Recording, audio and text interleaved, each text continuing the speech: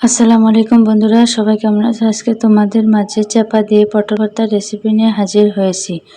তো চলো মূল রেসিপিতে যাওয়া যাক।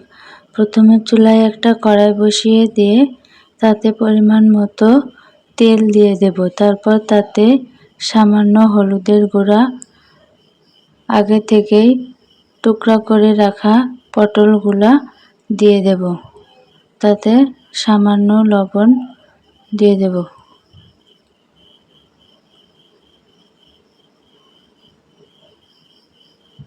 তারপর পটলটাকে নেড়ে চেড়ে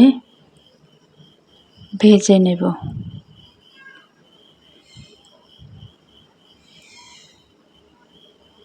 পটলটা একটু ভেজে নেওয়ার পর তাতে পরিষ্কার করে রাখা কয়েকটা চাপা দিয়ে দেব।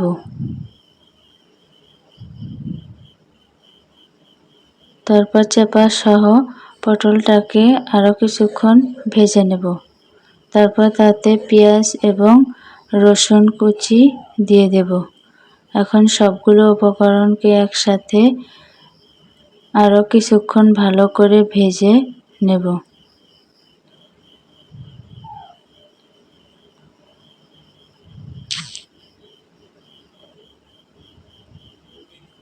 এমন নতুন নতুন রেসিপি পেতে অবশ্যই চ্যানেলটি সাবস্ক্রাইব করে সাথেই থাকুন।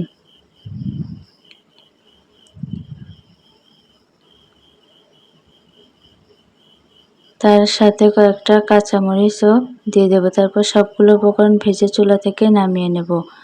পাটায় পরিমাণ মতো শুকনো মরিচ দিয়ে লবণ দিয়ে বেটে নেব। তারপর ভেজে রাখা উপকরণগুলো দিয়েও বেটে নেব। সবগুলো উপকরণ বেটে নেওয়ার পর তাতে পরিমাণ মতো সরিষার তেল দিয়ে মেখে নেব।